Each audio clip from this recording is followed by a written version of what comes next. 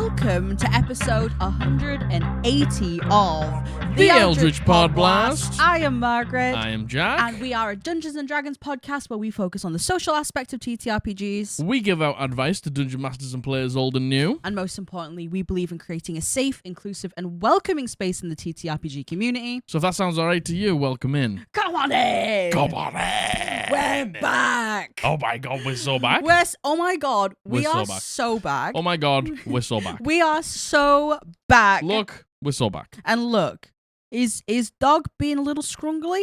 Yeah. Yeah, he doesn't, like, he got on the settee and we've had to just move around him. It's his world and we're just living in Yep, it, you know? 100%. Yeah. So, How are you?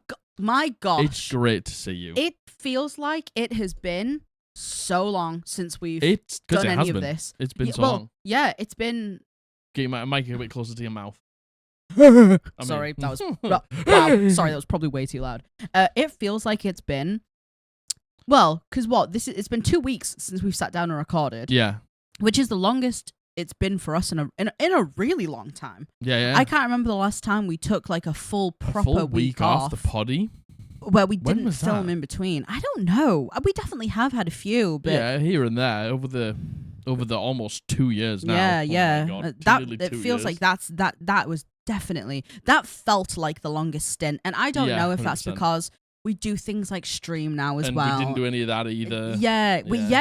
We've literally had the whole weekend off the podcast, which has been really strange. You said that, but then we posted videos at con. Oh yeah, but not doing this and not interacting directly with you guys on stream. Yeah, it's been wild. To be fair, we did a last Tuesday. Now we did a Patreon stream this Tuesday, which was really nice.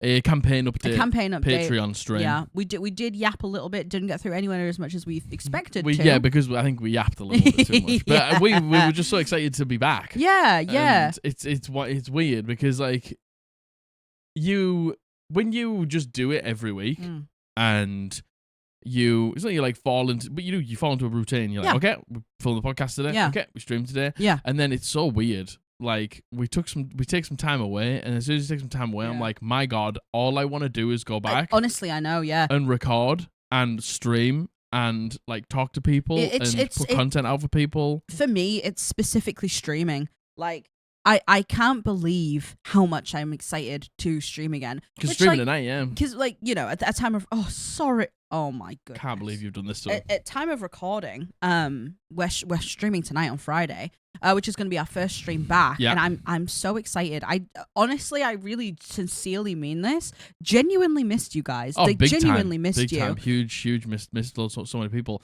And I do want to say, because I feel like there is like a real like tight-knit community on stream that you definitely, if you're a fan of the podcast, could be a part of. Gosh, yes, you absolutely belong there. 100%. Get over there. Even if you've never interacted with Twitch before, it is a safe, welcoming space where everyone just wants to get to know you, hang out with you, talk about D&D, talk about food, talk about life, talk about just, everything. And it's everyone who comes doesn't realize sort of how just fun it is. Yeah. It doesn't have to be anything more than like second monitor content where we literally just talk to you and interact with you. Yeah, you can honestly, we've had so many people saying that our stream is, and very gratefully so, the first stream that they've ever interacted with and felt safe to interact with. But we also have a lot of lurkers, and we love our lurkers. Yeah, we love everyone. Like, I really, I'm not saying this to get more people to the stream. I'm saying this because I really believe we have something so special. I agree. Like, of course, here on YouTube and Spotify, of course. Just with the podcast, I think. I think you really feel that true community over on Twitch. Yeah, it's just a place where,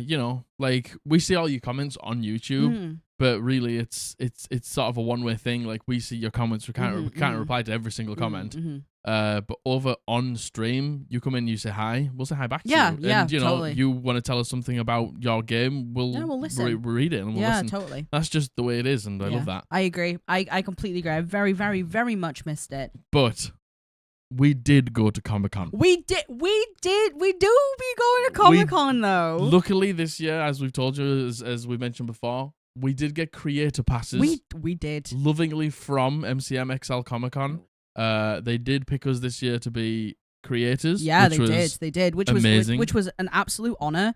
And we were planning on going just the Saturday and the Sunday, but because we got given the creator passes, which is like a weekend pass, we actually did end up going on the Friday as well. And I'm glad we did. I'm glad that we went the time that we did. It was, I really can't, every time we come back from Comic Con, and I know you've only been once, but this is the second time now.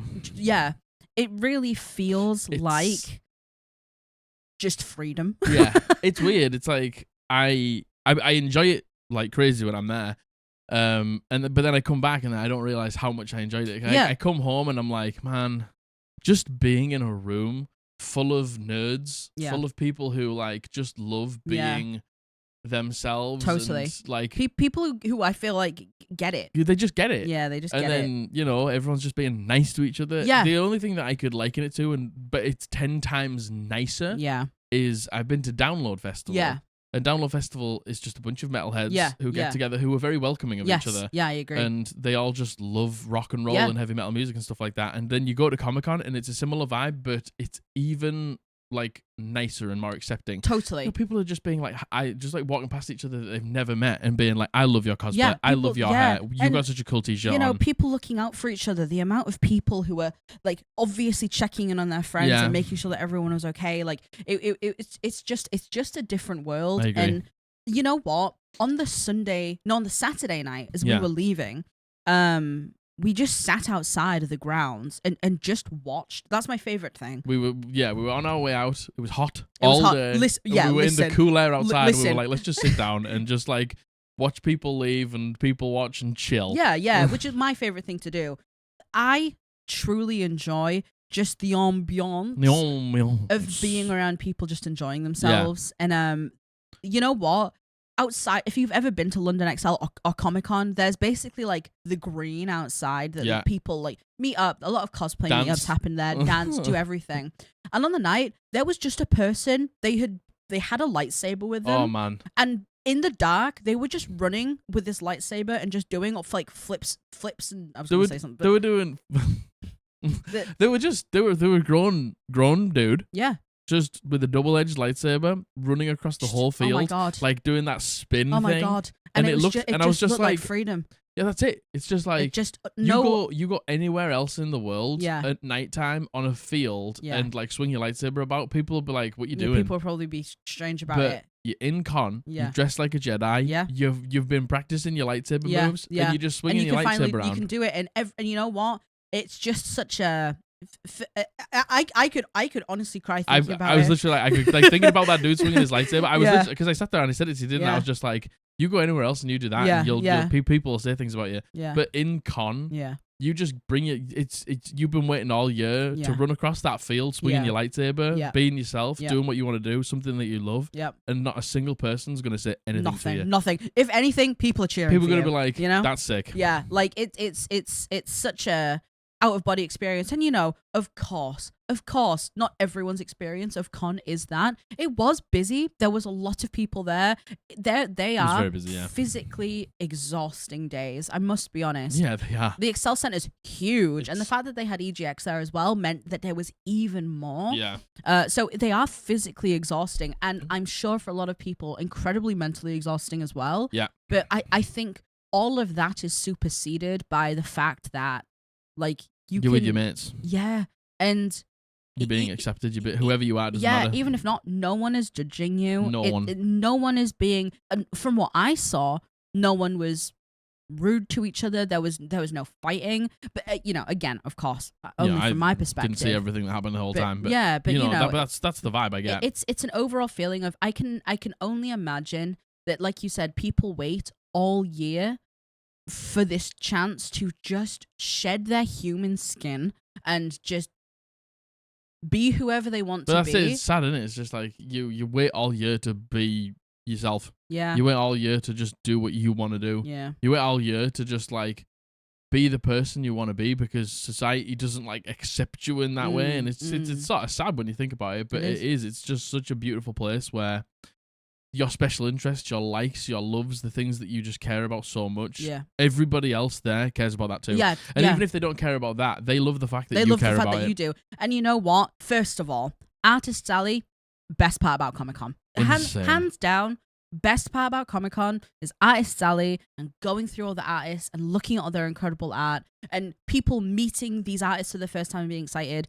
And, you know, there would be so many people, like groups of people who they would see their friend's special interest. They would see their friend's character. They would see something that their friend likes. And the amount of times people would be like, look, it's that. And they would point out to their friends this thing that they care about. It's just I know. It's just a great feeling. I know. And I could not recommend it enough. Yeah, true. I will say a lot of people, I very much understand that for a lot of people, being in big crowds is incredibly hard. So fair. They do have quiet rooms set up. They do have quiet rooms, but quite a lot of them. Like to set expectations, it is busy. It's busy. Busy. Yeah, it's a lot of people all the time. It is. You can get a respite by going to one of the rooms. Quiet rooms. But you can go outside. You can go to be fair, a lot of people just spend the whole con outside. Yeah, a lot of people do. Yeah, just hanging out. Yeah, that's what I used to do when I used to go to con. I used to spend, I'm not kidding you, 80% of the con outside hanging out with people, and it's a great experience, and it's so much fun. And thank you so much, Comic-Con, for inviting us as creators. It was invited us, which it was an honor. It was honestly an honor, and I really hope we get given the chance again next year because I think that's our thing. Yeah, that was the whole thing. It's like this is the first year since we've gotten together. Yeah, that we didn't go to Slam Dunk. Yeah, but we went to Comic-Con. That was our new thing. Yeah, and it's like I'm always like, it's crazy because we just walk around. Yeah. Like, you know, we went to the panel with for the DMG and we watched the one shot for Baldur's Gate, one shot D&D one shot. But really, apart from that, we just walk around. But the weekend went so fast. We went for 1 day last year, like 1.5 days last year, and then we went for 2.5 days this year. And I feel like it went even faster this year. I completely it felt agree. Crazy. I completely agree. I want to give a huge, huge, huge shout out to every single person we met. Oh my gosh. Because the thing is, last year when we went, it was like the Critical Role thing. Yeah, and we were like the Venn diagram of people who enjoy Critical Role and probably know who we are. Know the Podblast. Probably we were like crossover, quite big, and right? we met quite a lot of people last year. Yeah. And we were like, man, like, you know, we still wanted to go this year, whether that was going to be the case or not. Yeah. Hey. Wow. We met so many people. Holy shit. Oh my God. There was so many of you, and bloody hell, we were shocked, stunned. The speaker was too stunned to speak. Yeah, there was one point. I never thought this would ever happen. One person was saying hello to us and getting a picture with us. Somebody else was waiting to say hello to us. There was technically a queue. Which is the most insane thing ever. And thank you so much, everyone who came and said hi. It was amazing to meet you. It was. Every single one of you. It was just as exciting for us to meet you as I can only assume it was for you to meet us. I love you with all of my heart. Yeah. You made my year. Like, it was amazing to meet you.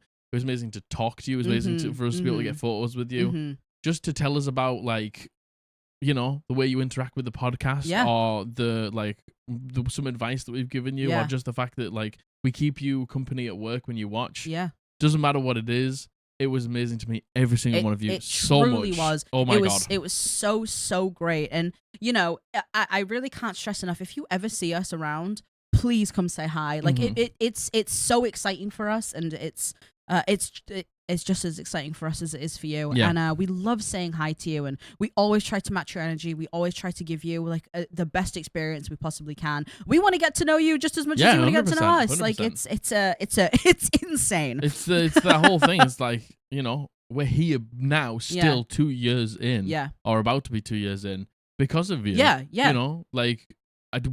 Could I say that we would still be doing this if not a single person watched? Probably not. Yeah. I don't know if I would put in hours and hours and hours every single week to do this if nobody still watched. But you do, and you take your time out of your week to watch. Yeah. So the least I can do is say hello to you. Indeed. And you took your time out of, you know, a very busy weekend to come say hi to us. Which was amazing. So it was incredible meeting all of you. 100%. Thank you so much for coming on over. As Jack mentioned, we went to some panels. Yeah. We went to two. We went to the Dungeon Master, the DMG 2024 it was kind panel. of surreal where we went to the DMG area. There was like, they had a big place at con where they were like, oh yeah, we're selling the DMG for the first time. And we were like, we kind of have it at home already. Yeah, we once again have been lovingly sent. Yes, incredibly grateful. We've been sent by Wizards and yours truly and the wonderful Annabelle. We've been sent the Dungeon Master's Guide, which is insane, which is wild. It will. I will never ever get over the fact that we've been sent these books. To be so real with you, we will be going over this on stream. Yes, it's probably already been. I think, yeah, by now it will have. It would have been yesterday. Yeah. This thing's good. Yeah. It's like the player's handbook was good and it was great, and like seeing all the changes was very exciting. Mm-hmm. This thing really shows you the progression and the state of Dungeons and Dragons I agree. And how it shifted from 5e to now. Yeah, I agree. It's not that it's a completely new game, but I feel like they really understand who's playing it now. Yeah. And who wants to play it. Yeah. And how many people want to play it. And how they can help. Yeah. Because they have. Yeah, They I agree. truly have with this book. I agree.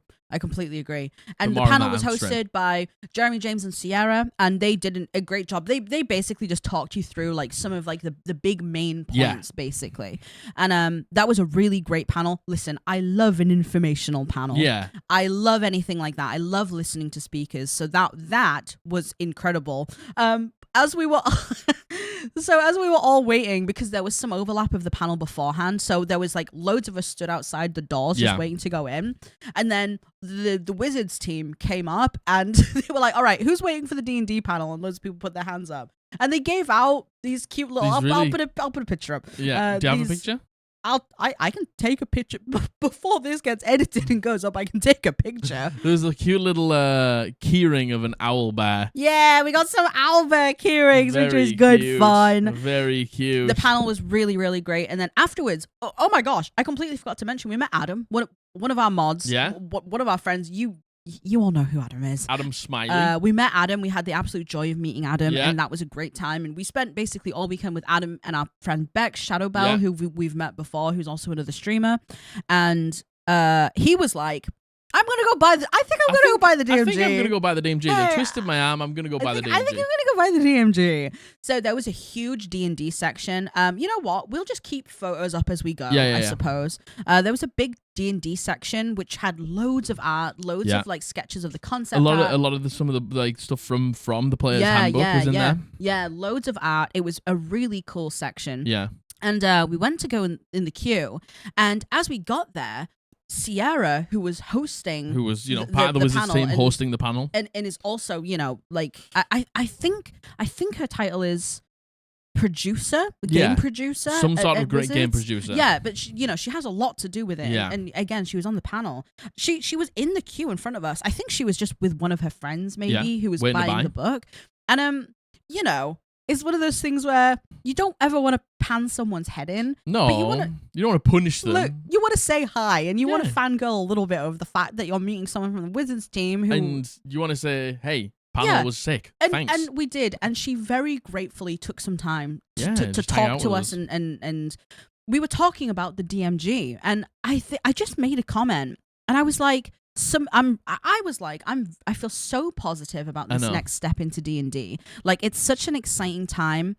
You guys have done a great job with some of the changes, and I was like, and one thing I'm most impressed with DMG is the fact that you kind of introduced like an official session 0. Yeah, and that's like things that I was saying before. Like the beginning portion of the book is, hey, you want to be a dungeon master? Yeah. Here's not just how to build a world. Here's like the social contract. Yeah. Here's how to schedule. What do you want to have in the game? What are your expectations? What are things you don't want us to talk about? Yeah, here's safety tools. Here's like how to deal with scheduling, and it shouldn't just be yours. A consent form. Totally. Like proper stuff that people need and have only been able to find online discourse and stuff like that from channels like ours, from channels like many others that do similar to what we do. Yeah. But yeah, and you had just said, like, the fact that you've put a session 0 in is that's great. Such a great move. It's like, that is such a great step forward, and that's really going to change things going forward. And she was like, oh, yeah. And and now maybe you won't have to make so many videos. And we were like, we had the creator passes on, and we were like, yeah. Maybe she's just guessed that that's what we do. And I was like, maybe I heard her wrong. And we were like, yeah. And she was like, yeah, maybe you'll have less horrible horror stories and DMs to talk about and assholes. And we were like, she went, yeah, I've watched your videos. And we were like, we were like, sorry, what? We were like, sorry, excuse me, what? Like that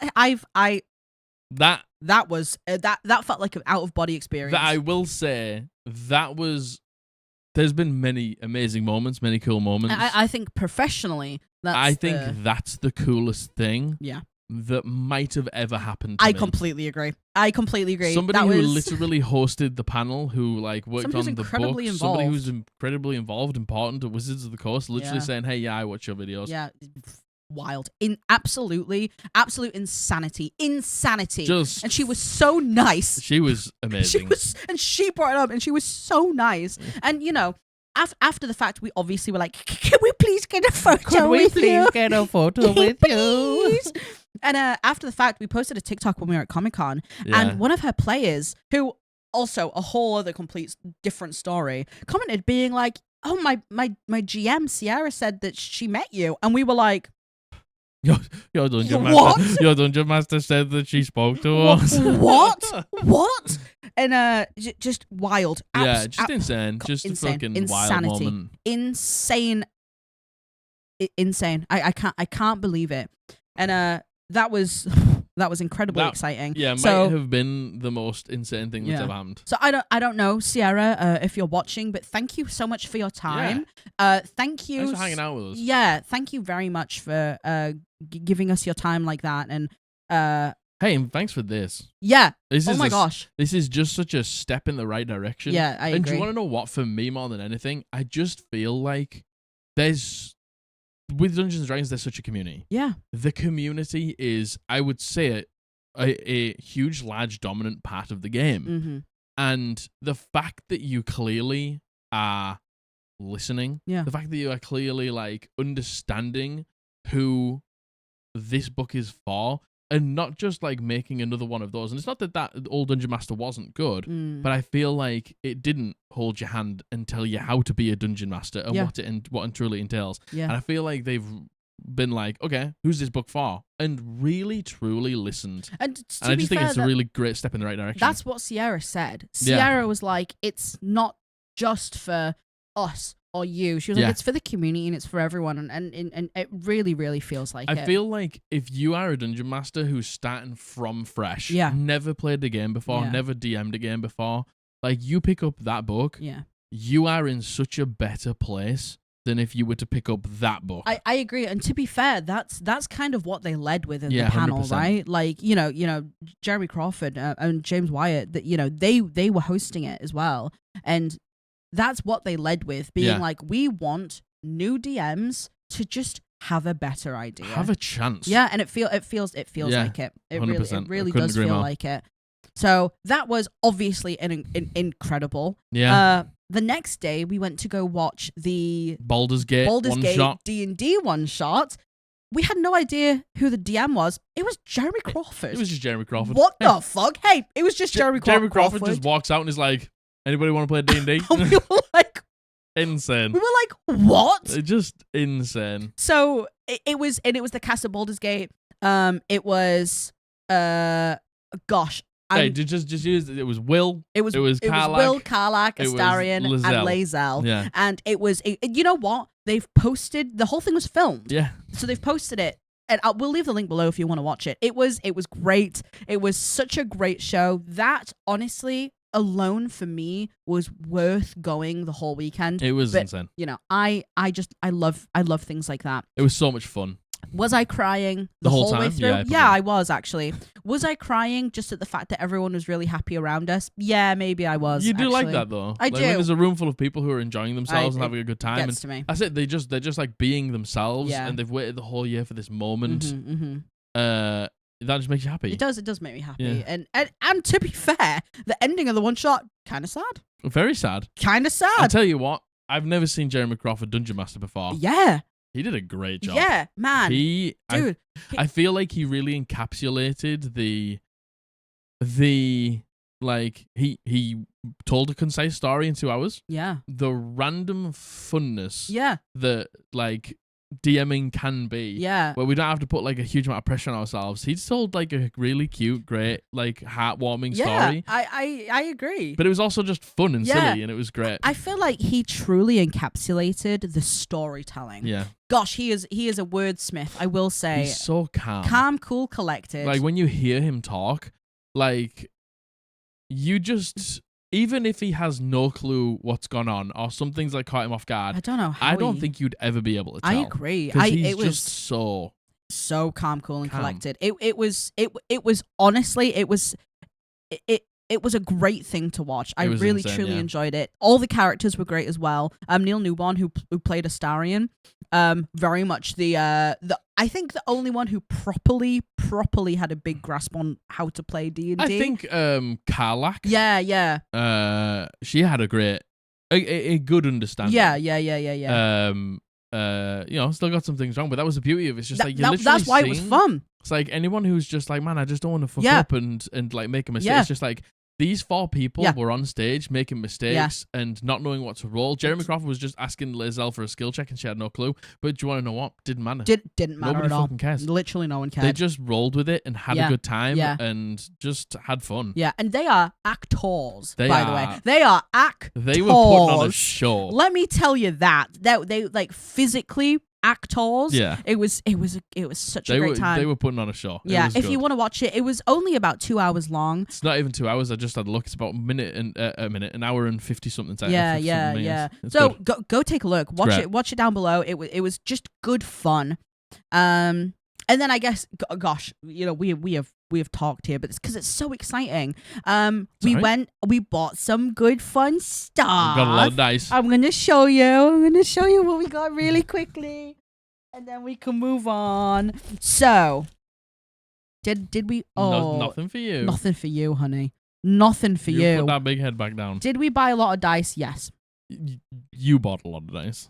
So, I got some new dice for my new next character, who I shan't say anything about, who maybe I accidentally said everything about in front of Adam, forgetting that Adam didn't know.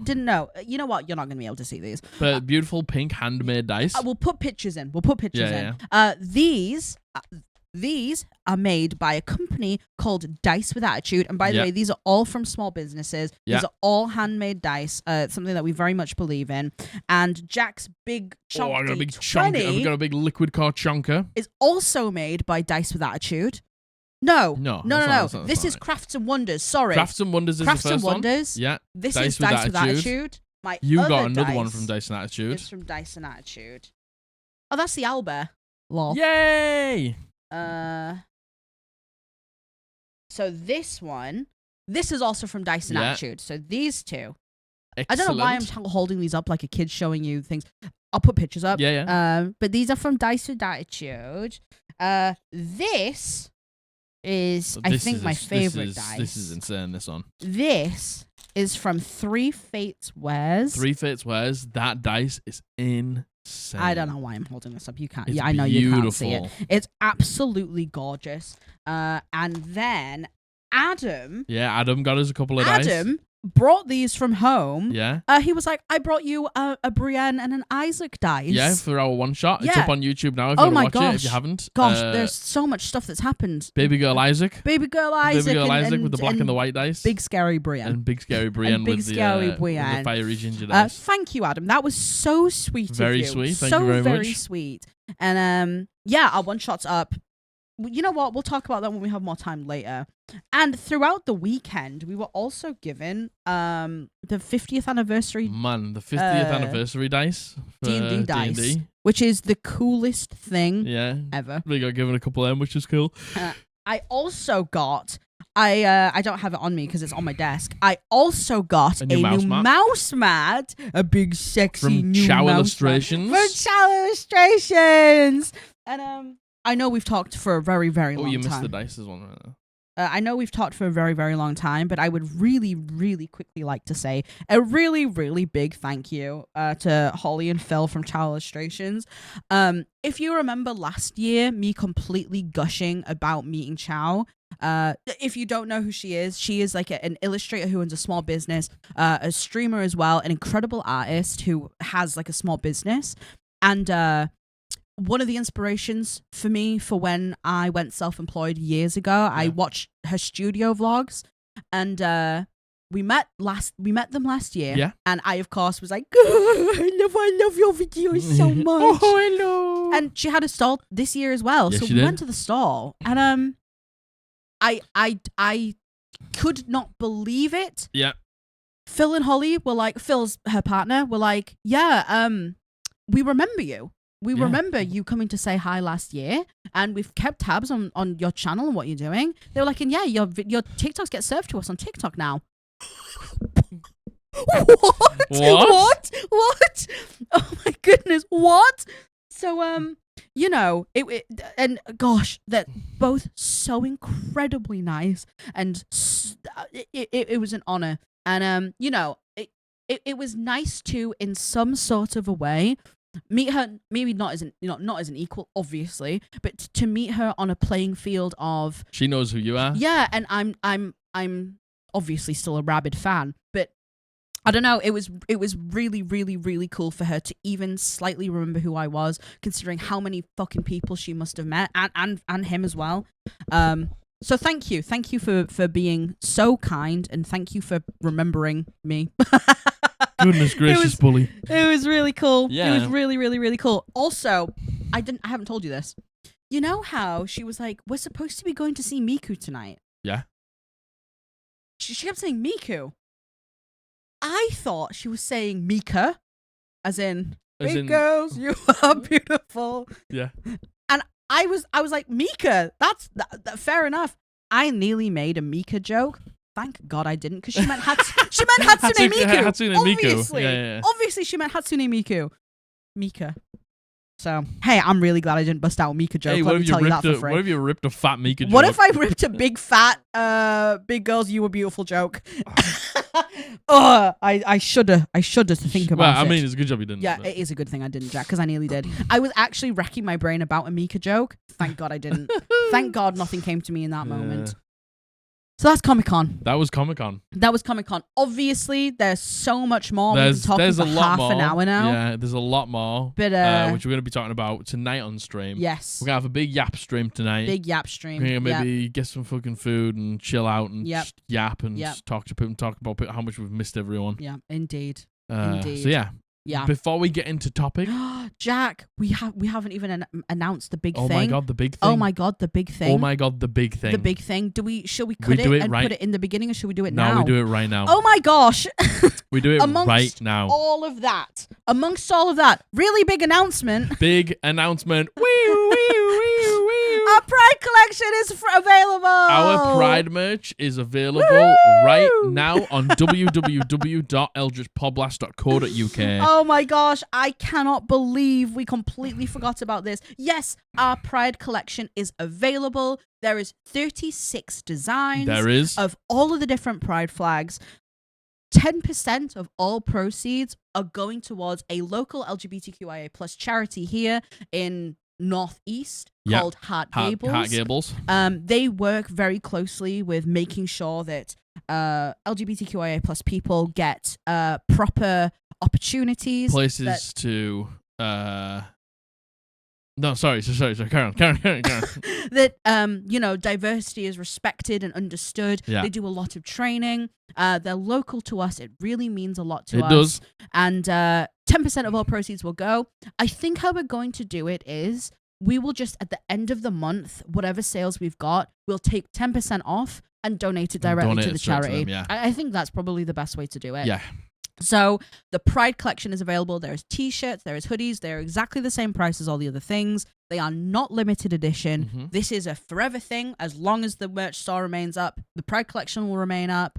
And it's just something we really wanted to do, and something that you guys really wanted as well. It's something that means a lot to us. Yeah, it and does. Something that has been like a fundamental pillar of the Podblast. Yeah. As you know, the LGBTQIA plus community is extremely welcome here. You are loved. You are welcome. You are a part of this community. You are just such a fucking fundamental pillar of this community at heart, that we wanted to do something to pay it back. People were asking for Pride shirts, and we were like, we don't just want to release a Pride shirt. We want to release a Pride shirt that we can give back from. And something we can be proud of as well, knowing that we did the best we could to be as inclusive as we could. And like I said, there's 36 designs. If there isn't your flag there, I've done my best, of course. Okay, look. Cis straight woman and cis straight white man. I did the absolute best I could to get as much inclusivity as I could. You did a great job. Thank you. But if there's anything that is missing and you would like to see, let me know. It's very easy for me to be able to get another one up for you, basically. So I really hope that you enjoy them. It's just the logos in different Pride colors. I'm sure we'll put pictures up as we go. And I hope that you're in a position where you can wear your flag with pride. Yeah, and big time. It's okay if you're not. Just so you know, it's okay if you're not. I know that pride is something that is different for everyone, and it comes harder to others for internal and external reasons. Yeah. So just know you're supporting us and you're supporting Hart Gables, and I'd like to think in a little way you're supporting yourself or your friends. I'm going to get the straight ally one. I think that would be, yeah. You know what? Timing, not great. Would have been great to have one, but yeah. Why timing not great? Because I wish I had one on when we did it. Oh right, yeah. But we literally finished them yesterday. Yeah, we did. We've been working because there's so many designs and so many sizes, because we want to be as size inclusive as possible, so you can get from small up to 5XL in every single t-shirt and every single design. Hey, look, that took a long time. It did. We both spent many hours getting it ready, so I hope you enjoy it. I hope it's perfect. I hope it's everything you wanted. And if you do support it, you're not only supporting us, you're supporting a charity as well. I completely agree. Absolutely. So they are available now. They will be available forevermore on eldritchpodblast.co.uk. Yeah. And yeah. Just one last thing. Two last things. I just want to say, we put timestamps down in the bottom, so if you don't want to hear any of these things, you don't have to. But please do not whinge about the fact that we want to yap at the beginning of our podcast. We've always done it. We will always do it. We don't care. We don't want to hear it. Okay? After that, like, comment, subscribe. Check out the merch store, www.eldritchpodblast.co.uk. Come join us on stream every Friday, every Sunday, and every other Tuesday.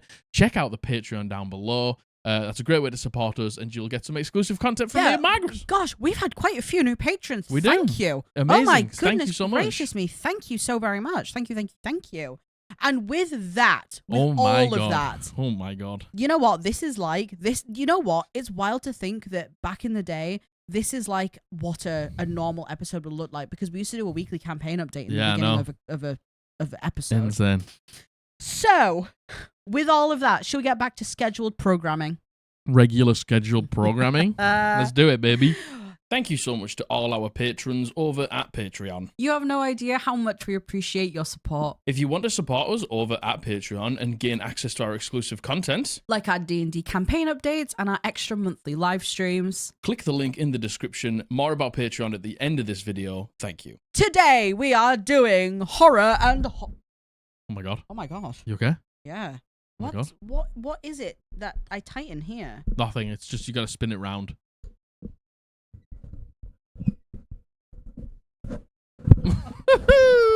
You can just unplug it. You can unplug it. Don't tighten it too much with the wire. What wire? Professional podcast. Hey, we're award winning, don't you know that? We've won awards. We've won awards, you know. Apparently. All right. These are all submissions. Let's go. Horror and Wholesome. Yeah, these are all submissions. Oh my goodness. Thank you so much. If you have any horror or wholesome stories to share with us, the link is down below. You can submit your stories. You sure can, baby. And with that, we start with a horror, we end on a wholesome, we alternate between. We always do. So this horror story. I need a drink. Oh my God. I'll have a little bit of that as well. Oh my gosh. We've been yapping. Do you want to know what as well? I can't even see the time, so I don't even know. Don't tell me. You don't want to know? I don't. Do you want to know? Nope. What do you think it is? 43 minutes. Oh, you're close. All right. It's 39. Oh, that's not so bad. What are you talking about? We take too long. So this has been sent in by Anonymous, please, and they use they, them pronouns. Thank you very much, Anonymous. 3 years ago, I ran my first D&D campaign set in a homebrewed pirate world. It was also my first time as a DM, and since I struggled with anxiety, I asked my players to keep things manageable while I found my footing. One of my players, who had previously DM'd several games and was well respected in the group, decided to push boundaries by creating a Satan-worshipping character who required constant sacrifices to function. A far cry from what I had envisioned. That doesn't sound like what you requested. Man, if that doesn't sound like, keeping things easy and simple. If I hear another story about a new DM who has a veteran player who is a nightmare, I'm going to scream. Just go for it. Yeah! Just making. Do you want to know what? I always think when it comes to these stories, I bet that veteran player, the first time that they DM'd, had somebody who treated them like this. Yeah, so they're like, it's a trial by fire. I got to do it to them because that happened to me. Hate that. Break the chain. Break the chain. Don't pay it forward. Break the chain. Hate that. Given my anxiety and their reputation, I found it very difficult to say no. This wouldn't have been much of an issue if the player hadn't also made their character the captain of the pirate crew. Interesting. Taking on a dominant role that shaped the whole campaign's tone. I had 4 other players, one of whom was my partner, new to both D&D and the group. In their very first session, the satanic PC gained a situational boon, allowing them to cheat death in non-combat scenarios.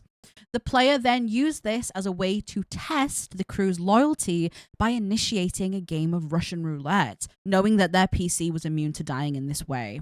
Oh, that's not fair on everybody else who's playing. Whilst all the other players declined, the captain singled out my partner's character, insisting that they prove their loyalty by shooting themselves in the head. When my partner obviously refused, the player kept pushing, eventually saying that if my partner didn't comply, they would be forced to leave the crew, essentially having to create a whole new character. I tried to diffuse the situation with humor, but it didn't help. My partner's character walked away from the interaction, but the captain doubled down. Oh, give up, man. Ordering them to leave the crew or play along. When asked out of character what they meant by that, the player coldly responded, "You'll just have to make a new character." Looking back, I should have stepped in, but I had made it clear during session 0 that I wanted to avoid confrontation and I had hoped for a more collaborative experience. After that session, the tension simmered. The satanic PC continued singling out my player's character for this instance. Let's call this PC Brian. Even going as far to rename a new NPC after them and calling my partner's PC Brian 2 and claiming, "You are my least favorite Brian, so you do not get to keep your name." The other players noticed the bullying behavior but didn't speak up. I finally confronted the player and I asked them to stop, explaining that it was making my partner uncomfortable. The player agreed, but only half-heartedly, saying they would phase out the bit rather than stopping it immediately as I had requested. Or you could just stop. You could just stop doing it. Hey, you could just stop doing it. Hey, we don't need to phase it out. We could just stop doing it. Hey, you can stop. Shouldn't have done it in the first place. Yeah. Why are you phasing it out? This gradual phase out stretched on, and I had to ask them to stop 2 more times. That's not a phase out. You're just not doing it. Eventually, I had no choice but to end the campaign early. The other players expressed discomfort at the idea of removing this person from the game, which made the situation even more... What? Nothing. What? Nothing. What? Go on. You have the floor. Go on. You had to say discomfort, but I think you said dicks. Dick's comfort. Hey, chat, kill him. You said it, and I went, dicks. And you just carried on. You know what? I thought I heard you say something. I thought you would just make your cut, and then it's Anyway, Karen. they express their discomfort Yeah. at the idea of removing this person from the game, which made the situation even more awkward. Yep. In the end, I scrapped my plans entirely. Afterwards, I confided in some of the players that I needed to be firmer in future games. To my surprise, several of the players downplayed the situation, saying that the players' actions weren't that bad and it was just D&D. I don't agree. When the player found out, they accused me of disliking them personally. And I claimed, do dislike you personally, by the way. I dislike you very much. and claimed their actions were all in character. They can still be in character, but you can still be a dickhead. You still be a complete asshole. Mm-hmm. I was bombarded with messages like, just say you don't like me then. And you always try to make me look like the bad guy. And it wasn't that bad. You were the bad guy, and it was worse than you're making it out to be. This experience left a sour taste in my mouth in general regarding GMing. It made me feel alone. And as though my partner had been targeted just for being with me. Yep. Fortunately, it taught me to be a better DM, to say no, and to filter out harmful behaviors early on. It's my biggest regret in my D&D history, but it has ultimately helped me grow, and I'm thankful to have cut that player out of my life. You're a better person now because of the situation. Yeah, yeah, and you know. And yeah, like, was the right thing to probably step in? Yeah. Did you know? No. And like, this is exactly what this does. It's like it teaches you how to deal with these like situations and problem players and conflict at the table. Yeah. You aren't taught how to do that. And a lot of people don't like conflict anyway, full stop. Yeah. Never mind when it's a group of people in a game where you can't tell the line between player and character and what's like joking and what's real. And then they're going to gaslight you and manipulate you into thinking that it's not that bad and that it was all a joke and it's just my character. And it's just like, it's such an easy way for gaslighters and manipulators to worm their way into making you feel like you're the wrong one. It truly is. And you know what? Like Jax, like you said, OP, you know, it's helped me grow. And, you know, this is what it always comes down to. It always comes down to there's one person being a dickhead. Yeah. This person being a dickhead. And hey, I hate you. Yeah. Like, you know, like an experienced player hearing their friend say, who they know is a new DM, I'm going to DM for the first time. Yeah. Please take it easy on me. Them choosing not to do so. First of all, that's not the behavior of a good friend. No. That's not the behavior of a friend. No. I would argue to say. And when I completely agree, by the way, they did single out your partner. 100%. They absolutely did. Yeah. And for whatever reason, maybe it's because they were new to the table. Maybe it's because they knew to they DM. were the partner of the dungeon master. Yeah. Like a lot of people don't like that. Who knows? And yeah, it's safe to say, absolutely, you should have stepped in. Yeah. And I think this is a really great example of, oh my goodness. You got your stanky leg. He's got a little stanky leg. Oh, gosh. I think this situation is a really good example of, if you're equipped to have the conversation in the beginning to cut all this behavior out immediately and not have the repercussions of everything. Yeah. Because, and by the way, it's not just you, DM, it's the other players. The other players didn't step up either. Yeah, and then at the end being like, it wasn't even that bad. It's like, it was. It certainly was. And, you know, maybe it wasn't that bad for you, but oh my gosh, it was bad for that player and it was bad for my that partner. DM. It was bad for me. Yeah, absolutely. So it's bad. Do you want to know what always fucking pisses me off about these situations? I mean, all of it. Yeah, but obviously. Let me just talk about one specific thing. It's like, they made themselves the captain. They made themselves de facto leader. I know. But they made themselves de facto leader not for any other reason than they wanted to be an asshole. Yeah. And then they'd have leverage and ways to like do something about it. Like, I can just kick you off the ship because I'm the captain. Yeah. It's just like they just wanted power. That's all it was. That's not. Yeah. That's not what a captain does. No, that's not what a leader does. But you did it solely for the reason Yeah. of you didn't like somebody and you wanted a way to kick them off. It's Yeah. just like when you did the Russian roulette, I wonder why it was Brian you picked to be the one I that know. had to play I or know. leave. And then to just not leave it. And, that is a perfect time when, and this is just me speaking as someone from the outside who's reading the story. The perfect time to step in would have been that moment where player is obviously uncomfortable, other player is pushing. That's a great time to step in and say something. And I'm making this point to say, I know it's so hard. It's so hard in that moment, especially if you've said, I want to avoid confrontation in this game. I have social anxiety. But this situation proves, look at how terribly the situation ended up, by the way. The other players, poor DM having to stop their entire game because the other players didn't want to kick this other person out. And for the other players to be like, well, it wasn't that bad. And then, lo and behold, the problem player is an asshole and is a nightmare and bombarding you with messages. I just think, save yourself all of this horribleness after the fact, protect your partner, protect your peace of mind, and have the conversation at the time. Mm-hmm. And it's easy for me to say in hindsight, it is by the way. It's easier said than done. Yeah. It's easier said than done, I know. And, I'm saying this, hoping that if there's anyone listening who is going through a situation like this, look, if they've proved that you've had to talk to them so many times and they've proved they're not changing, it is okay for you to not play with them anymore. Yeah. If you've got a problem player at your table that's making multiple people uncomfortable, that's anointed them as de facto leader, telling people that they're going to have to make a new character, it's like, hey, you don't have the power to do that. You're not... Even the Dungeon Master doesn't really have the power to do that unless it's a, horrible person or a horrible character who's doing horrible things, and it's probably better if they do make a new character.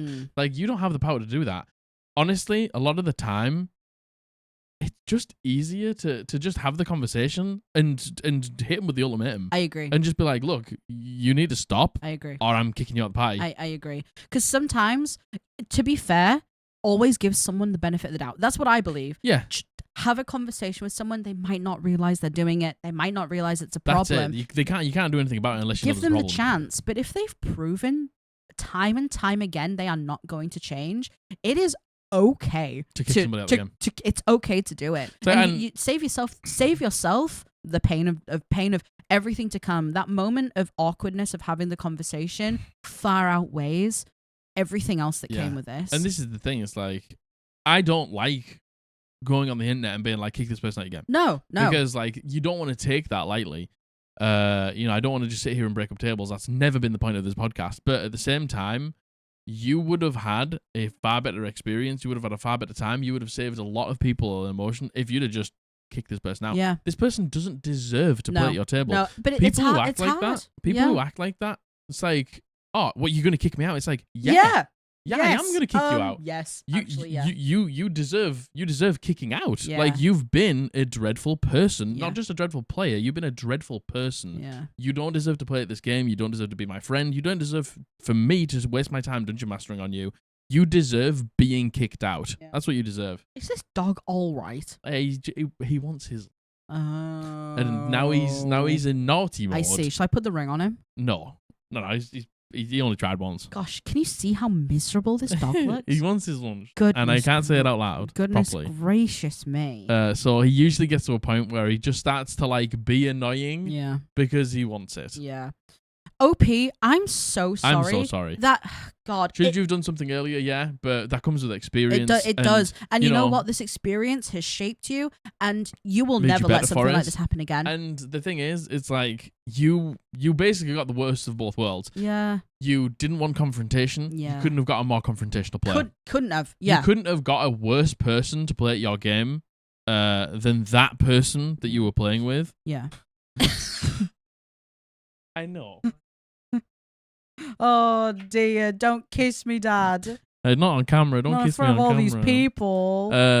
You couldn't have got a worse player, and now you do something differently. But don't beat yourself up. Yeah. Like, hey, at the end of the day, that person doesn't act like the asshole. Yeah. You have nothing to worry about. Oh my God!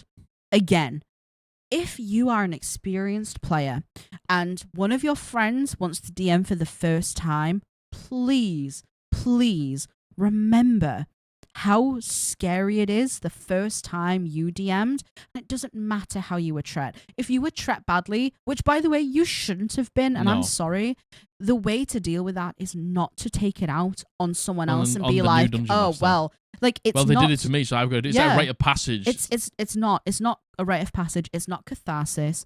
They don't deserve it. Please. There's such little DMs to players for a reason, and you should be trying to encourage your friends and help them and respect them, and not making it hard for them. And you know, like, I don't know. We hear so many stories about new DMs having veteran players. They're like, I'm gonna show this person. I'm gonna give them a trial by fire. Let's see if they can really dungeon master. No. It's just like, that's not really dungeon master. It's so disappointing. Yeah, it's every time. ridiculous. It's so disappointing. You should know better. Yeah, you and should. It's horrible that bad things were done to you, but that you should want to make sure that doesn't happen to anyone else. Yeah, you should. Instead of inflicting it on others. You should break the chain. Yeah, totally. You should be the change in that cycle. You should. You really should. Or you can just be a pathetic piece of shit and continue to do it like this person was. Yeah. Anonymous, I'm sorry. I'm very sorry. That stinks, but I am so glad you don't play with this person. It sounds like you're not even friends with this person. Good. And I'm really glad that you've taken a positive away from such a dreadful situation. Indeed. All right. This next one. This is a wholesome one. Ba, ba, ba. This has been sent in by Bookworm45, and he uses he, him pronouns. Thank you very much, Bookworm. This is an update and a follow-up to another wholesome story that we read a while ago. Basically, the wizard in the party died, and the druid revived the wizard, but by doing so, gave up all of the druid's memories of their animal companion friends and everything like that, basically. And I was like, I need to know how that happened. We have the story of how it happened. So, hi Jack, Mags, Bully, and the Entity. Hello! This is a follow-up to a previous wholesome story that I submitted. I wasn't sure if it should be submitted as a whole new wholesome story as a follow-up, so I just did both. Context. Bard was killed by an enemy. Enemy during combat. The druid did not have Revivify prepped or slot to cast it. The druid sacrificed the memories of their animal friends from their past and a permanent 3rd level spell slot in order to cast the spell. Below are the words that the druid, Zor, said to the bard Milton in order to coax his soul back. Zor looked into Milton's cold eyes and relived his nightmare once more. Memories of leaving animal friends behind to unknown fates as he escaped Zelvedar Hetrix. Companions who, unlike him, turned back to buy the other's time. Feelings of anger, shame, and most importantly, fear. The kind only evoked when one is losing loved ones. Milton needs me now, Zor thought, fighting against the distraught. Instead, he reached out for something he thought he had buried a long time ago. Under Hetrix's control, he and the others had to contend with magic that violated their minds and twisted their bodies. Meals so miserable leftovers from a dumpster seemed more appealing, and the constant fear of becoming another one of Hetrix's failed experiments. Despite everything, Zor and the animal captives forged something vital for their sanity: friendship. He pressed both hands over Milton's bloodied chest. Zor had regained the hope of friendship with Credilio. Good shit, let's go. The hippo and Milton, people shoved into his life by sheer coincidence. Thus, Zor began to focus on what it meant to have friends again. He did not necessarily have the necessary power, but magic was finicky and at times accepted as an alternative. Memories rushed him, small chuckles between friends, warmth around a campfire, songs sung with pride. Focusing on them, Zor reached out to Milton in the beyond. Zor did not understand the sacrifice that he had made. As he focused his energy, magic reached out and burned away memories of his former animal companions. A sacrifice of friends for a friend. Zor felt unburdened, relief and peace washing over him. He did not know why. Aside from his torture, Zor had no other reasons to hate Zelvedar Hetrix. A proper sacrifice was offered, and thus magic granted Zor what he wished. One last chance to save his new friend. The dog's in the bedroom. Sorry. Dog got in bedroom. Dog being demon. Dog being demon. Wow. You know what? I think that's what it's all about. We can say it now, but in our last campaign update, for Patreons, if you don't know, we go over our current campaign. It's coming to an end on the week you see this, actually. And this something very similar happened with our group. Yeah. Blythe found her daughter. Yeah. My character Blythe has a daughter, if you didn't know, who had been murdered by someone important in Dale's backstory. And we found her soul. We were able to. We had all the necessary equipment to bring her back. We failed the revivify roll. Yeah. And then we failed it again. Yeah. You got a second chance from the god. Abby and Wabs both sacrificed something very big, or offered at least to sacrifice something very big. And we sacrificed our entire table's advantage-disadvantage tokens. Advantage-disadvantage tokens from everyone, and 2 like mechanical and story things. Yeah. Both from the players. And I think it's like I was more than happy to give that, because it's just like we care about each other's. It's not even like Abby's character and Wabs' character caring about Margaret's characters. Their characters caring about your character's daughter. Like your character's like whole reason for coming back in to try and find your daughter. And you were so close, and to watch it just slip through your fingers at this like absolutely vital moment. Yeah. They just didn't want to see it happen, so they were just like, hey, I'm happy to like fundamentally change my character and give something up, give something that's like important to them mechanically and story wise. And to me, I just feel like that's enough. Like, why would when we've come so far to care about our made up characters' daughters' like backstories, it's just like that's enough for me as a dungeon master. Yeah, that's enough for me. And for the druid to give up, obviously story wise, all of these memories of their friends, and then a permanent 3rd level spell slot, that's a lot. And if you were like level, like, let's just say you were like level 5, level 6, something like that, when you just got 3rd level spells, that's your 3rd level spell. That's big. Yeah, that's huge. And I love it when there is something narrative that, to be honest, also goes with something mechanical. I think sacrifice in any form like this is really special, and I think it happens more often than you would think it does, to be honest, in tables. And I just think that whenever I hear a story like this, I can't help but feel like the relationships between the players are incredibly good, and it's a table where everyone cares about each other and trusts each other, and that's what warms my heart. Obviously, the story's wonderful. Story's wonderful, but it's like these characters have just become more than characters. Totally. They've become like friendships and bonds, and like I would do that for your character. I hope you would do the same for me, and like we care about each other not just as like friends, like outside of the game, but I care about your character and like things that matter to them. It just gives. I just think. Like, when people want to sacrifice things to bring people back, or like allow revivifiers to go through, I just think it adds so much weight to the game. I agree. I very much agree. It. Yeah, I agree. And those are moments you'll remember forever. Like, those moments you will remember forever. They transcend campaigns. They do. They very much do. They just become something as, do you remember when you did that for my character? Yeah. Like, it's just insane. They do. So, Bookworm, thank you. Hey, thank you, Bookworm. Thank you so much. Thanks for elaborating on that. Thank you. I very much appreciate that. What a beautiful story. Thank you so much. Story. Thank you. All right, this is the penultimate. This is the last horror story. This has been sent in by Cinna, and he uses he/they pronouns. Thank you, and Cinna. Captain Lee Phantom. This is Danny's fiance.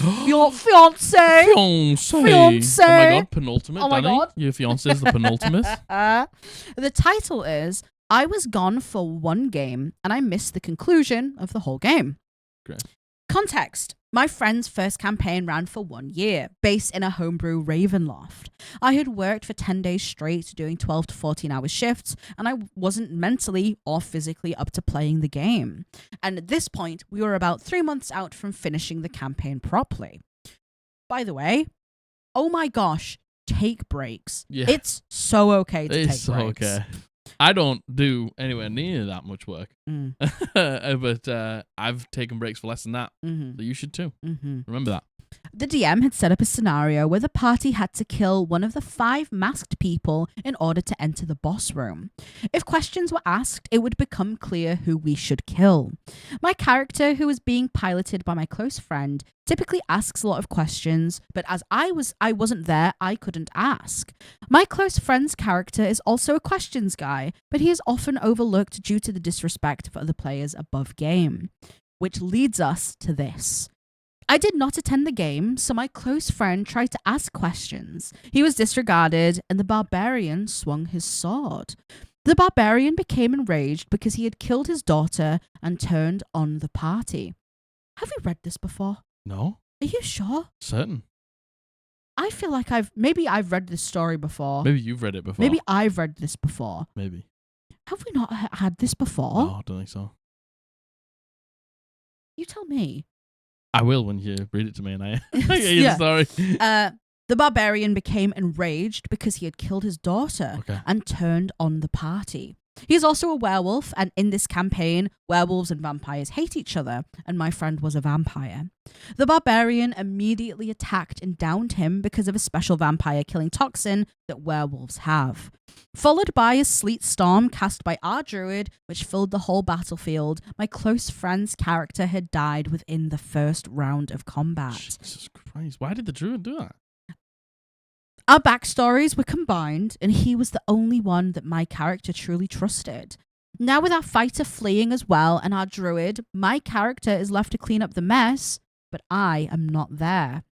The DM intended to continue the session, but my friend said he wasn't comfortable with him potentially killing my character as well and suggested that they ended the session there. The DM immediately texted me and saying how upset he was that the campaign had gone in this direction. At this point, there is no way to bring in a new character into the game that made sense, so my friend can no longer play in the campaign if we choose to go forward. My character had solutions to every problem that was presented, as he liked to make plans for events, like this kind of Batman against the League, kind of my way of helping the DM when these things happened at his request.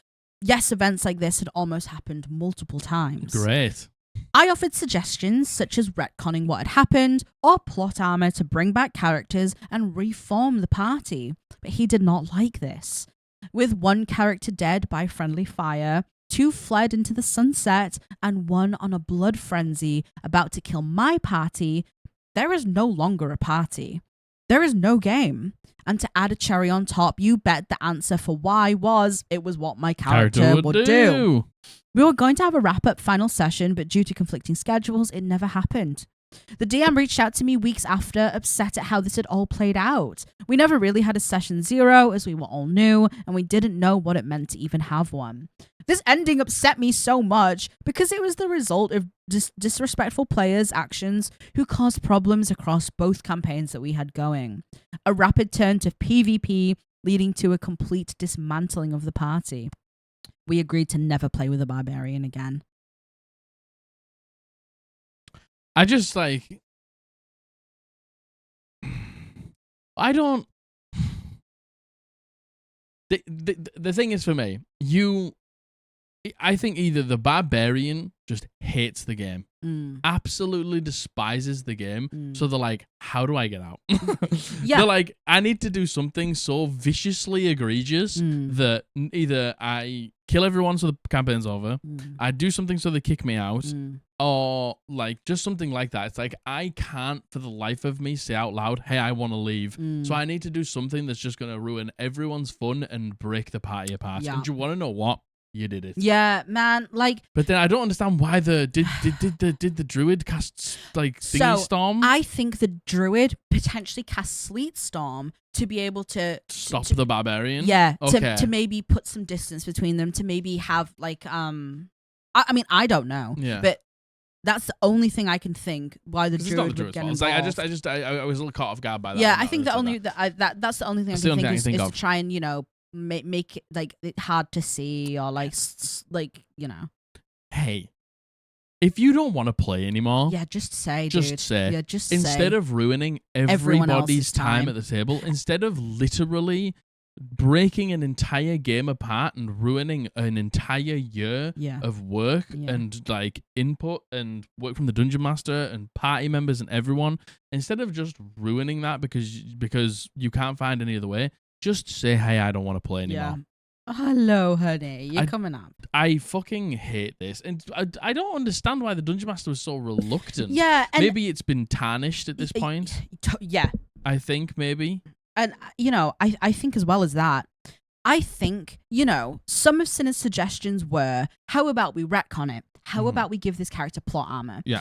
I think when DMs, especially, which Cinna has said, like a new DM, new to all of this, I think when a new DM hears the word retcon, they get a little scared. Yeah, because I think it plays into immersion, right? It plays into, well, we know this all happened, but so if we retcon it, does that break your immersion? Like, do the dice just fall where the dice fall and the situations that come happen? We're not strong enough role players to like get past it or find a different way without doing it. Yeah. So like retcon feels stinky. Yeah. It feels like we're like taking the coward's way out or something like that. Yeah, totally. To which I say to that, if everyone's unhappy, the DM obviously unhappy, Cinna obviously unhappy. Literally texting players like, man, I wish it didn't end like this. Yeah, Cinna obviously unhappy because Cinna's wrote in a horror story. Like, I think sometimes immersion is incredibly important. It is important, I agree. It is incredibly important. It's one of the pillars of the game. But I think there are things that sometimes supersede immersion, and I think enjoying the game is one of them. Yeah. I think I know it sounds scary when you hear retcon, but would you have a better time? Would you still be able to play D&D, especially without this player? Could you just go, look, that was a mess. We just wind the clock back. Let's just say that never happened. We're kicking the barbarian out of the game, and we're replaying that session from the beginning, and we're pretending none of that happened. Like, It's okay to do that, because the thing is, yes, canonically, I suppose that happened, but you're the writers of your own story. Yeah. You can say, no, that didn't happen. If somebody came in and was literally just like, hey, I kill everybody in the party and it's done now, the campaign's over, it's just like, to me, I would retcon that, because it's just like, that stinks so bad, that feels so bad for everyone, and that person's not in that group, not in the group anymore, we don't play with the barbarian anymore. Why are we not retconning? I completely agree. I just don't understand why we wouldn't retcon. Like, harmful and hurtful things that have completely changed the game for honestly, in my opinion, no good reason, right? Zero. No good reason. Not a good reason. Like, there is nothing more devastating. And by the way, playing a year, nothing more devastating to play a game for a year, and just because I agree, it sounds like maybe this person just didn't care. Obviously, this person didn't care. They're done. Obviously. They're finished. They're mentally checked out. Yeah. But they're just so scared of saying, "Hey, I don't want to play anymore." Totally ruining it for everyone. They're like, "I'm just going to ruin it for everyone." So they either kick me out or the campaign's over. Yeah, and the thing is, I also understand the other side of it. If this had soured the game, I also understand that.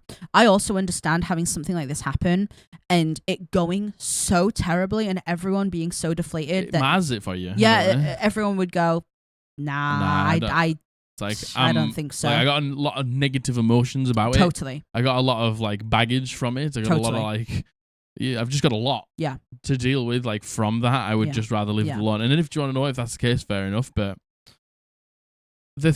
if you guys then just moved on and played another game and just started again, fair enough. At least you're all playing D&D together. But if you just stop playing D&D altogether just because of this one person, it's just like, sometimes we have to say, fuck that person. Yep. I'm not going to let them ruin this hobby for me. Yep. I'm not going to let them tarnish an entire years of work and like everything that we've done together just because they were done with the game.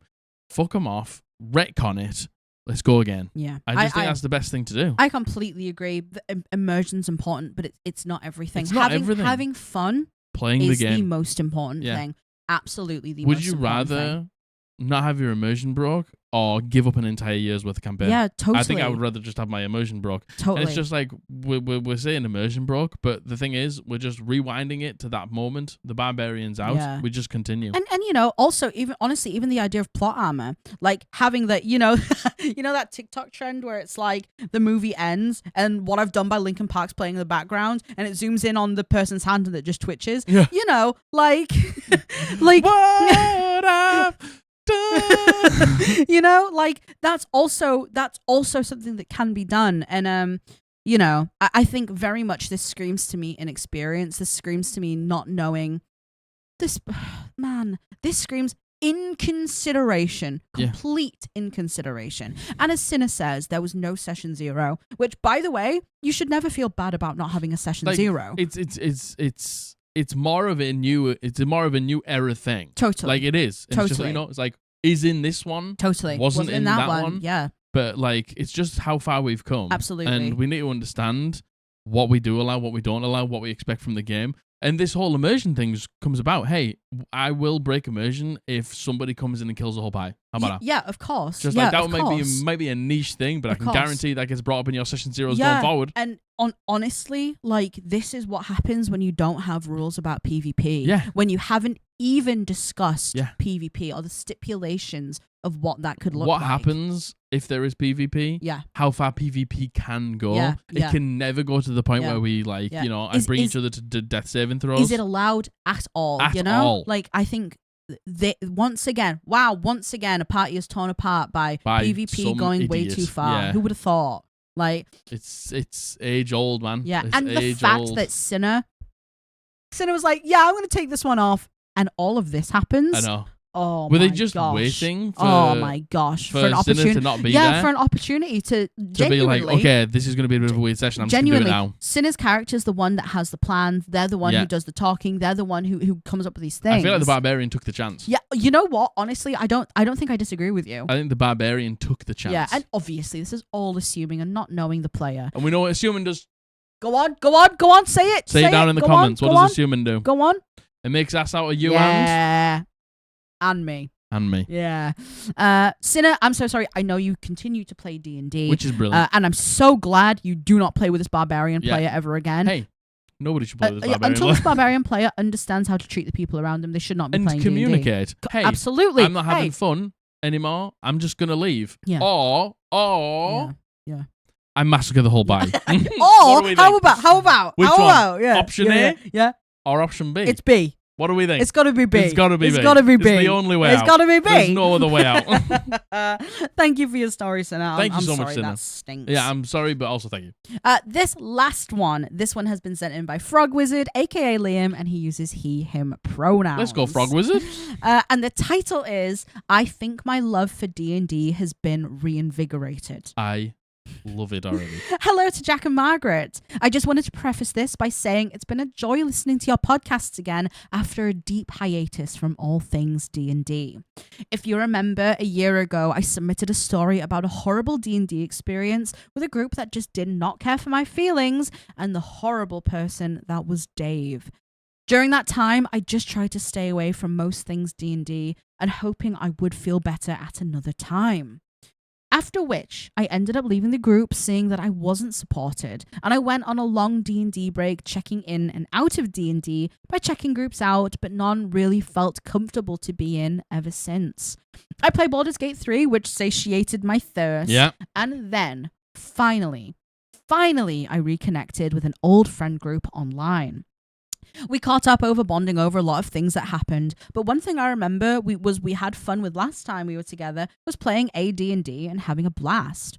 I thought it was over and I decided I wanted to give it a shot and DM.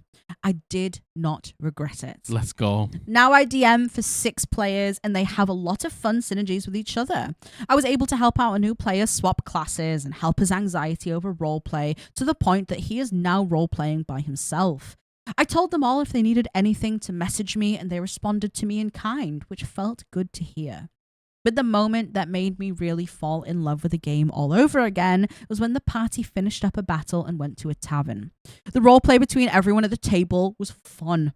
You had Leonin drinking off against the barkeep after his hair got braided by the local children with pink bows. The monk was keeping to himself, watching as he attempted to drink some ale, not being used to this kind of environment.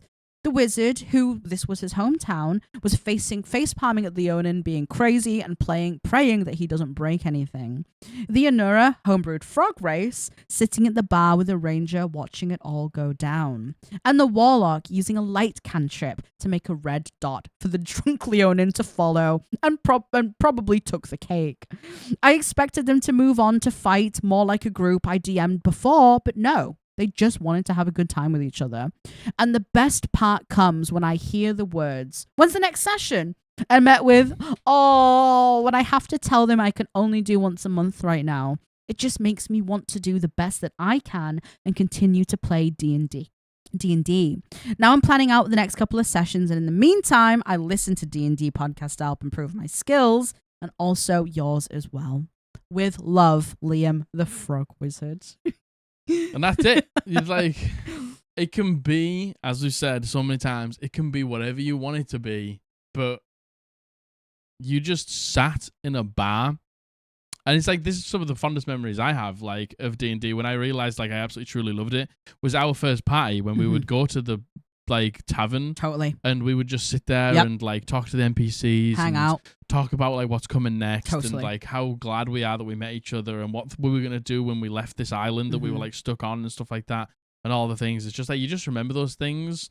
And you just, like, I love D&D. It's like, yeah, I love fighting. Yeah. And I love the story. And I love the mystery. And I love all of these things. But most of all, I love when we all just sit around the table and do stupid things and just laugh every Wednesday. And we just like enjoy being with each other and make stupid jokes. And it's just like, what D&D truly is just a bunch of friends being together and having a good time.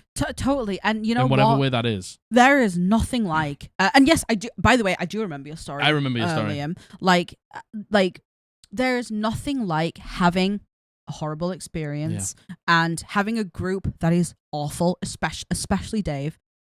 God damn it, Dave.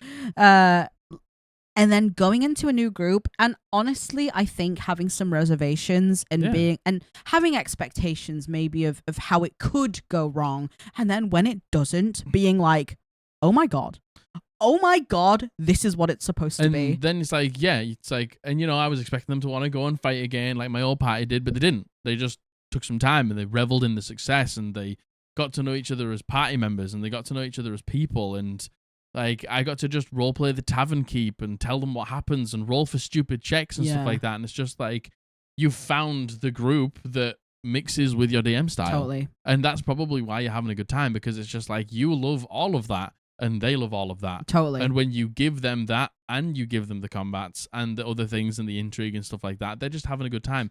And there's nothing better. We say it all the time. There is nothing like finding your group. Even not forever group, but just finding your group. Yeah. The first time you sit down and you go, oh my God, this is good. I'm having fun. I'm having fun. I'm having a great time, which should be the reason we all play D&D. Yeah, 100%. We do things in our spare time. We play games to have fun. We hang out with our friends to have fun. Like, it's so easy to forget that amongst the horror stories, amongst all of the other things, it's so easy to forget that at the core of it, you just want to have fun. That's it. That's all. Like, that's all that's important. It doesn't matter what happens at D&D, as long as you come away being like, man, that was sick. Can't wait for next week. Totally. That was sick. Can't wait for next month. Doesn't matter if you run this monster like this. Doesn't matter if you do this roleplay technique. It doesn't matter if you balance your combats like that. It doesn't matter if you use this rule or not. As long as everyone has fun, it's all that matters. None of it matters. And all this noise online about all of these, including us, by the way, it doesn't matter. And that's what we always say. It doesn't matter what our opinions are, as long as you're enjoying it. As long as you aren't hurting anyone. Yeah. Or being hateful. As long as you're having fun. Yeah, I agree. Like, nothing else matters as long as you're having fun. No, I agree. I very much agree. And this is why we love D&D, because we just have fun. Indeed. That was a good one to end on. That was a great one. Thank you, Frog Wizard. Thank you, Frog Wizard. Well, that's it. First episode back. Gosh, I'm not used to talking this much. Goodness gracious, man. Before we go, make sure you like, make sure you comment, make sure you Make sure you subscribe. Yep, Make sure you yep, hit the yep, bell to yep. be notified when we upload videos. Mm-hmm. Come and check us out on Twitch every Friday, every Sunday, and every other Tuesday. Check out the Patreon if you want some more exclusive content down below. The Pride Collection's live. Check out the merch. www.eldritchpodblast.co.uk. The Pride Collection is live. 10% of proceeds go to Heart Gables, a local LGBTQIA plus charity near us. So go and check that out and pick something up if you're interested. Thank you so much. It's great to be back. And we're going to see you. No. Oh my gosh. I love you. I love you. Bully loves you. And we're going to see you on Thursday. Bye. And another huge thank you to our patrons for all of your support. A big shout out to our fellow entities. Hoobs. Ariel. Tula. Runarian. Arkham Labs Cosplay. Maddie. Luna. Teddysaurus. Caspian. J-Spot. Ultrafail. Dallin M. Sleepy. Joe Dragonlord 2. Alistar. Lawkeeper Society. Ricky B. Danny Phantom. Catherine. Faustskin. Azuriel. Panda Queen Plays. Xylo Boy. Lucas Iapetis. Luna River. Christomancy. The tacos are here. Gavin. Raynanana. Thank you again for all your support. And if you too would like to become a patron of the Eldritch Podblast, check the link below.